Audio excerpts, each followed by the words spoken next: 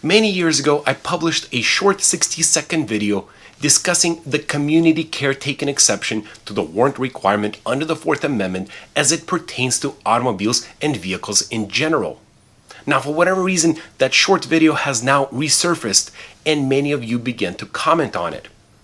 Some of you questioned the fact that I did not mention that the community caretaking exception does not necessarily apply to homes. Well, that's because that short 60-second video was dealing with automobiles only.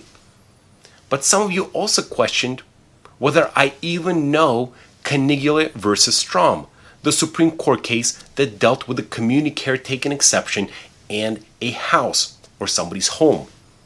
Well, not only do I know about that case, I have previously discussed it on my channel in 2021 when it first got published by the Supreme Court. But in case you missed that video, let's discuss the Strom case one more time. And if you're new to the LAWSTACHE channel, hit that subscribe button. If you're listening to the podcast version of this recording on Audible or Spotify, please give my podcast a 5-star rating. And finally, if you want to support this channel, consider going to lawstache.com and check out some of the merch, including the Do Not Arrest This Person t-shirts. Thanks for watching. Quick message from LawStache. Are you charged with a crime? Or do you want to know your rights if stopped by police? Watch California attorney Anton Vialtsin discuss legal cases from the Supreme Court, Ninth Circuit, and California state courts on the LawStache YouTube page. Anton has handled hundreds of federal and state criminal cases, has an in-depth knowledge of the law, and has the best mustache ever. Subscribe to the LawStache YouTube page. That's LAWSTACHE. This week's case is Caniglia versus Strom. This is a 2021 case from the Supreme Court. So here's the site, and I encourage you to always read the full opinion in the link below under the video. First, I will give you the overview of the facts, and then we're going to discuss the law. So here's the facts. There's an argument that Mr. Edward has with his wife. At some point, he takes out a firearm and says, "Shoot me," and just get it over with. So here's the quote. The wife leaves the home and spends the night at a hotel. She doesn't shoot him. The next morning, she wakes up and tries to get a hold of her husband by calling him, but he doesn't answer. So she calls the police and asks them to do a welfare check. Go to the location, go to the house, and check on the well-being of the husband. The husband denies being suicidal, but he acknowledges to the police that there was an argument and he did take out the firearm. He agrees to go to the hospital for psychiatric evaluation, but only if the police promises to him not to confiscate the firearms. So we know automatically, right away, that this is not a consent case. In fact, Edward doesn't consent to the confiscation of the firearm. So the husband goes to the hospital, and what does the police do right away? Well, they go inside the house and they seize 2 handguns. Exactly the opposite of what the husband asked for. And the question is, was this an illegal, warrantless search and seizure of the firearms? And here's the law. Let's remind ourselves. The Fourth Amendment protects you against unreasonable searches and seizures. It means that officers, generally speaking, need to have a warrant in order to go into your home and search and seize items from there. But there are exceptions to the rule. Some of them have been recognized over the years by the Supreme Court. And only unreasonable searches are unconstitutional. Some of the searches and seizures are deemed reasonable based on the exceptions from the Supreme Court. So first, let's discuss Collins versus Virginia. This is a case that I've discussed before on this channel that deals with exigent circumstances, meaning that the officers have to go into the property quickly because of the reason to do it. Usually these reasons are to assist an injured individual inside or to protect occupants from injury. The classic example of exigent circumstances is where the police is running after somebody who committed a felony. That person runs through somebody's house or backyard, and the police has to run through that property as they're catching the person. And while they're inside the home, they see another crime happening inside the house or some other incriminating evidence, and they seize it based on the exception of exigent circumstances.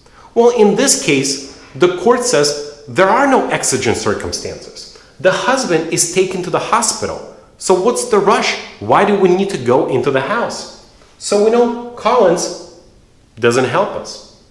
Then the court talks about Katie versus Dombrowski. And this is the case dealing with community caretaking exception. This is a non-criminal type of case usually. Here's the classic example. Somebody calls the police and says that there's a firearm inside a vehicle in a public park. And the windows of the vehicle are open. The police is dispatched to the location, they go into the car and retrieve the firearm. The reason is that we don't want criminals, and equally we don't want children to get a hold of that firearm because somebody can get hurt. Instead, in fact, the case Katie dealt with a vehicle. The Supreme Court here tells us that the home is different than the vehicle. And we know that because the home is actually explicitly stated in the Constitution in the Fourth Amendment. So there's a constitutional difference between a home and a vehicle.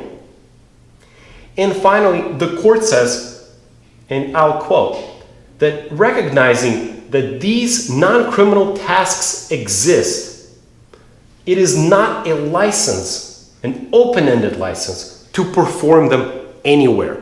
So we know that police are often dispatched to non-criminal issues. For example, the car that's disabled on the side of the street, or somebody else needs help, medical help, police might come out. These are non-criminal issues. But it doesn't mean that the police has to be actively looking for these tasks. And in this case, the Supreme Court says that Katie doesn't apply. And finally, let's talk about Hardiness. This is the case that I've dealt with on this channel before, and I encourage you to click on the link above and watch that full review of the case. But essentially, this case said that the police can do anything that we expect private citizens to do. For example, we're okay with private citizens to come up to your front door and ring the bell. So equally, the police can do that without a warrant. But in this case, let's think about it. If the wife asked a neighbor to go check on the husband, do you think a neighbor would go into the house and seize the firearm? I don't think so. And the Supreme Court doesn't think so either. And in fact, they say that Florida case does not apply in this situation. Knowing that none of these exceptions apply, the Supreme Court says that the seizure of the firearm was a violation of the Fourth Amendment. I hope you enjoyed this video and you understand how the community caretaking exception, consent, and some of these other concepts now work. Well, I hope you enjoyed watching that case review from 2021. I think I've improved my channel since then. I know the audio might have not been the best, but I think I delivered the message. And I'm sure if I missed something, you will leave it in the comments below. Thanks again for watching the LAWSTACHE channel. If you're new here, hit that subscribe button. If you're listening to the podcast version of this recording on Audible or Spotify, please give my podcast a 5-star rating. And finally, if you want to support this channel, consider going to lawstache.com and check out some of the merch, including the Do Not Arrest This Person t-shirts. Thanks for watching, and I will see you next week for another deep dive on another criminal case.